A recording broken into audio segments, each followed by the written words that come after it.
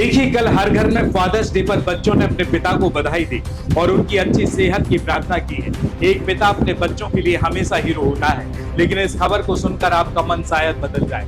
दिल्ली के कंझावला में देर रात एक पिता ने अपनी बेटी की गला रेतकर हत्या कर दी। पुलिस ने आरोपी पिता को गिरफ्तार कर लिया है। लड़की की लाश खून से लथपथ कंझावला के खेतों में बरामद की गई। जांच में पता चला है कि लड़की को कैब से में सुनसान खेत में लाया गया था और फिर उसकी हत्या कर दी गई।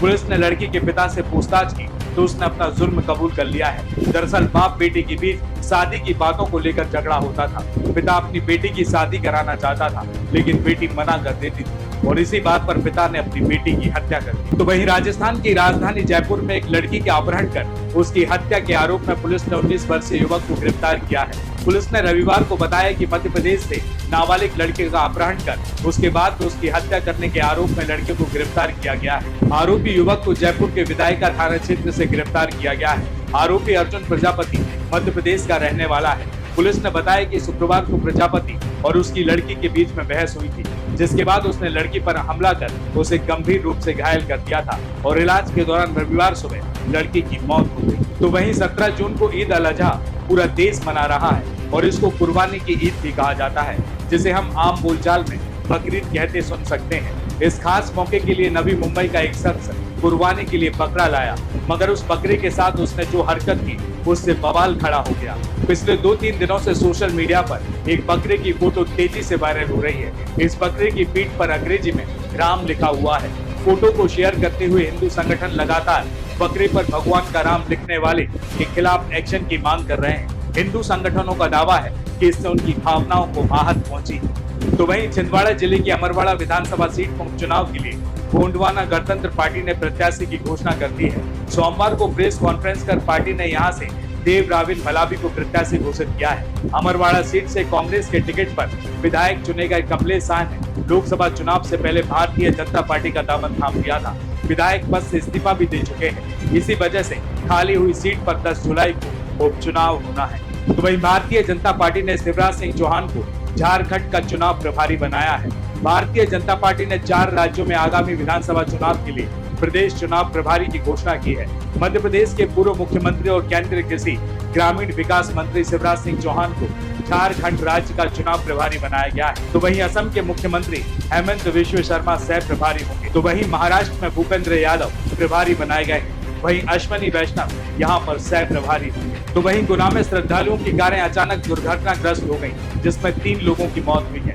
गुना में अलग अलग कार एक्सीडेंट में दंपत्ति समेत 3 लोगों की मौत हो गई, 6 घायल हुए हैं। दोनों हादसे सोमवार सुबह के हैं। ललितपुर का परिवार उज्जैन से दर्शन कर लौट रहा था।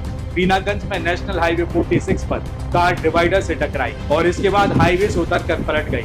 हादसे में दंपत्ति पड़ोसी की मौत हो गई है। कार ड्राइव कर रहा बेटा भी घायल हुआ है। दूसरा हादसा जंजाली इलाके में हुआ। लखनऊ का परिवार उज्जैन में महाकाल मंदिर जा रहा था। कार आगे अचानक रुकी बस में जा घुसी और इस हादसे में 5 लोग घायल हुए। तो वहीं ग्वालियर में किसान ने गोली मारकर सुसाइड कर लिया।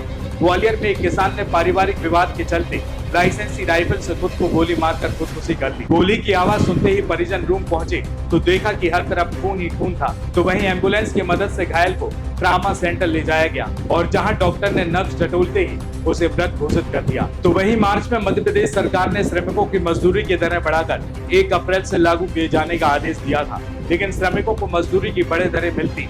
इस मामले में औद्योगिक संगठन ने कोर्ट से स्टे ले लिया और अब श्रमिकों को बढ़ी हुई मजदूरी की दरों की राशि नहीं मिल रही है। इस पर पूर्व मुख्यमंत्री दिग्विजय सिंह ने मुख्यमंत्री डॉक्टर मोहन यादव को पत्र लिखा है। दिग्विजय सिंह ने अपने पत्र में लिखा कि दिनों दिन बढ़ती महंगाई के दौर में प्रदेश के लाखों श्रमिकों की मजदूरी में कमी किए जाने से प्रदेश के श्रमिक वर्ग में राज्य सरकार के प्रति भारी आक्रोश है। सरकार को न्यायालय में मजदूरों के हक में लड़ाई लड़नी चाहिए। इसके स्थान पर राज्य शासन फैक्ट्री मालिकों के साथ खड़ी दिखाई दे रही है। जिम्मेदार अफसरों का यह रूप मजदूरों के शोषण की खुली छूट दे रहा है। तो वहीं मैयर में देवी मंदिर के पीछे जंगल में एक साथ मिले तीनों सब माँ बेटों के ही है। वे सीधी जिले के रामगढ़ के रहने वाले हैं और अक्सर मैयर आकर महीनों रुक जाया करते थे, लेकिन 4 महीने पहले इस बार जब ये मैयर आए तो फिर लौट कर वापस नहीं पहुंचे। शनिवार को मैयर की शारदा देवी मंदिर पहाड़ी के पीछे जंगल में पाए जाने वाले तीनों शवों की शिनाख्त कर ली गई है।